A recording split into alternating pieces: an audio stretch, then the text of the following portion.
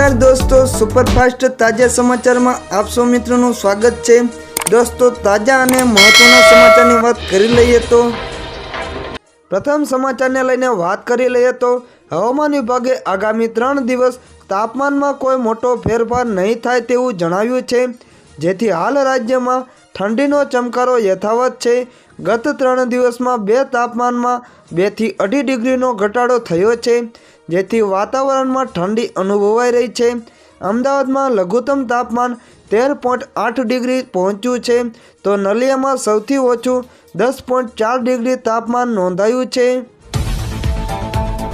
हवामान विभाग ने लईने वधु बात करिए तो जान्युआरी महीना में एकवार तो मावठुं आवी गयुं, त्यारे हवे फरीथी कमोसमी वरसादनी आगाही आवी गई है। भूमध्य सागर में फरी एकवार चक्रवात आववानी शक्यता है, जेनी असर भारतना पश्चिम भाग पर असर थशे, परंतु गुजरात पर तेनी असरथी कमोसमी वरसाद आवशे। 24 થી 26 जान्युआरी वेस्टर्न डिस्टर्बन्सनी असर गुजरात में जोवा मळशे, जेनी असरना भागरूपे कच्छ पश्चिम सौराष्ट्र में वरसादनी शक्यता है, ज्यारे गुजरातना अन्य भागों में वादळछायु वातावरण रहेवानी शक्यता है, जेना कारणे राज्य में वादळछायु वातावरण रहेशे। दर्शक मित्रों, बीजा महत्वना समाचारनी बात करी लईए तो अयोध्या में भराशे दादानो दरबार। भूपेन्द्र पटेलनी आगामी केबिनेट बैठक अयोध्या में थई शके छे। समाचार ने जाणी लईए तो अयोध्या राम मंदिरनुं सपनुं साकार थयुं छे। करोड़ों हिंदुओनुं सपनुं साकार थयुं छे। ज्यारे राम मंदिरना दरवाजा भक्तों माटे खुली गया छे, त्यारे हवे राम मंदिरनुं महत्व वधी गयुं छे। त्यारे गुजरातना मुख्यमंत्री भूपेन्द्र पटेल सरकारनी आगामी महीनानी केबिनेट बैठक में अयोध्या में करे तेवी शक्यता छे। सरकारी सूत्रों पासेथी प्राप्त माहिती अनुसार आगामी 22 થી 24 फेब्रुआरी दरमियान गुजरात सरकारनी केबिनेट मीटिंग मळशे। गुजरातनी केबिनेट बैठक अयोध्या में मळे तेवी शक्यता छे। फेब्रुआरीना अंतिम अठवाडियामां भूपेन्द्र पटेल फरी राम मंदिरनी मुलाकाते जई शके छे, जेमां तेमनुं केबिनेट पण तेमनी साथे हशे अने रामललाना आंगणे ज केबिनेट बैठक मळी शके छे। दर्शक मित्रों, बीजा महत्वना समाचारनी वात करी लईए तो पीएम मोदी ने लईने महत्वना समाचार। भगवान श्री रामना जय जयकार कर्या बाद वडाप्रधान नरेंद्र मोदी भारतवासीओ माटे मोटी जाहेरात करी हती। आ जाहेरातथी देशना गरीबोने मोटी मदद मळशे। पीएम नरेंद्र मोदीए कह्युं हतुं के सरकार आगामी समय में प्रधानमंत्री सूर्योदय योजना शुरू करवामां जई रही छे। मोदीए आ वेळाए एवुं पण कह्युं हतुं के अयोध्याथी पाछा फरता बाद તેમણે મહત્વનો નિર્ણય લીધો છે અને તેમાં પોતાની સરકાર 1 કરોડ ઘરોમાં રૂફટોપ સોલાર લગાવવાનો લક્ષ્ય સાથે પ્રધાનમંત્રી સૂર્યોદય યોજના શરૂ કરશે। વડાપ્રધાન નરેન્દ્ર મોદીએ પોતાના સત્તાવાર ટ્વિટર હેન્ડલ પર આ પોસ્ટ શેર કરી હતી। તેમણે કહ્યું હતું કે અયોધ્યામાં प्राण प्रतिष्ठाना अलौकिक अवसर पर हवे मारो संकल्प वधु मजबूत बन्यो छे। हवे भारतीयनी छत पर तेमनी पोतानी सोलर सिस्टम होवी जोईए। वडाप्रधान मोदीए एम पण कह्युं हतुं के अयोध्याना ऐतिहासिक निर्णय बाद प्राण प्रतिष्ठा संपन्न करी परत फरती वेळाए मारो पहलो निर्णय छे कि अमारी सरकार 1 करोड़ घरों में सोलार लगावाना लक्ष्य साथे आगळ वधी रही है। आ माटे प्रधानमंत्री सूर्योदय योजना शुरू करवामां आवशे। आ योजना मात्र गरीब अने मध्यम वर्गना वीजळीना बिलमां घटाडो ज नहीं, परंतु देशने ऊर्जा क्षेत्रे आत्मनिर्भर बनाववानी दिशामां पण काम करशे। दर्शक मित्रों, बीजा महत्वना समाचारनी वात करी लईए तो इतिहास में पहली बार आ दिवसे दीकरीओ करशे आखी गुजरात विधानसभानुं संचालन।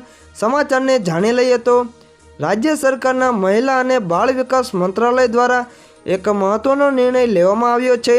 आ निर्णय अंतर्गत गुजरातना इतिहास में पहली बार 1 दिवस दीकरीओ द्वारा आखी गुजरात विधानसभानुं संचालन करवामां आवशे। आगामी 24 जान्युआरी 2024 ना रोज आ प्रकारे अनोखी रीते गुजरात विधानसभा खाते बालिका दिवसनी उजवणी करवामां आवशे। आ प्रयास थकी दीकरीओमां रहेलो डर दूर थशे। દીકરીઓ પણ સત્તામાં મહત્વનો ભાગ ભજવી શકે તેવો તેમને અહેસાસ થશે। સાથે જ દીકરીઓ પણ રાજનીતિમાં આવીને સમાજને પોતાનું મહત્વનું યોગદાન આપી શકશે। આ પ્રકારે વિધાનસભા ખાતે કરાયેલી બાલિકા દિવસની ઉજવણીથી દીકરીઓને જીવનમાં અનેક પ્રેરણા મળશે। દેશની દીકરીઓ પોતાના અધિકારો પ્રત્યે વધુ જાગૃત થાય તે આશયથી પ્રતિ વર્ષ 24 જાન્યુઆરી સમગ્ર દેશમાં આંતરરાષ્ટ્રીય બાલિકા દિવસ તરીકે ઉજવવામાં આવશે। આ દિવસે વધુ ખાસ અને યાદગાર બનાવવા માટે ગુજરાતમાં પ્રથમ વખત 24 જાન્યુઆરીએ 1 કલાક ગુજરાત વિધાનસભાનું સમગ્ર સંચાલન દીકરીઓ દ્વારા કરવામાં આવશે। પ્રજાતાંત્રિક મૂલ્યો અને મહિલાઓની ભાગીદારી વધે અને તેમનામાં જાગૃતતા આવે તેવા હેતુસર બાલિકાઓ ધારાસભ્યોની જેમ આ વિધાનસભા ગૃહનું સંચાલન કરશે। આ સમગ્ર કાર્યક્રમમાં ગુજરાતની 1300થી વધુ દીકરીઓ સહભાગી થશે। મહત્વના સમાચારની વાત કરી લઈએ તો સમુદ્ર અંદરથી થઈ શકશે શ્રી કૃષ્ણનગરી દ્વારકાના દર્શન, અને તે પણ સબમરીનમાં બેસીને। સમાચારને જાણી લઈએ તો ભગવાન શ્રી કૃષ્ણની સોનાની નગરી હજારો વર્ષો પહેલા સમુદ્રમાં ડૂબી ગઈ હતી, અને આ સોનાની નગરીના દર્શન કરવા ભક્તો માટે એક સપનું જ રહી ગયું હતું, પરંતુ હવે ભક્તોનું તે સપનું પૂરું થઈ શકશે। સમુદ્રમાં ડૂબી ગયેલી દ્વારકા નગરીના દર્શન થઈ શકશે, કારણ કે ગુજરાત સરકાર મૂળ દ્વારકાના દર્શન માટે હવે અરબી સમુદ્રમાં યાત્રી સબમરીન ચલાવવાની તૈયારીમાં છે। ગુજરાત સરકારે આ માટે ભારત સરકારની કંપની મઝગાંવ ડોક શિપયાર્ડ સાથે MOU પણ કરી લીધા છે, અને આગામી જાન્યુઆરી મહિનામાં યોજાનારી વાઇબ્રન્ટ સમિતિમાં આની સત્તાવાર જાહેરાત કરવામાં આવશે। કેન્દ્ર સરકાર દેશના ધાર્મિક અને સાંસ્કૃતિક પ્રવાસનને ઉત્તેજન આપવા માટે અનેક પ્રોજેક્ટ પર કામ કરી રહી છે, જેમાં દ્વારકા કોરિડોર હેઠળ મૂળ દ્વારકાના દર્શન માટે સબમરીન પ્રોજેક્ટ લાવવામાં આવ્યો છે। આ તેવી ડિઝાઇન તૈયાર કરાઈ છે। આ ઉપરાંત પ્રોફેશનલ ક્રૂ મેમ્બરો રહેશે, જેમાં પાણીની અંદર સ્થિરતા અને સુરક્ષાની ખાતરી કરશે। આ સિવાય જો સુવિધાની વાત કરીએ તો સબમરીનમાં એર કન્ડિશનર, મેડિકલ કિટ જેવી સુવિધા પણ હશે। કુદરતી રોશનીની સુવિધા હશે। આ કારણે યાત્રીઓને પાણીની નીચેના વાતાવરણને પૂર્ણ સ્વરૂપે સાથે જોવાની તક મળે।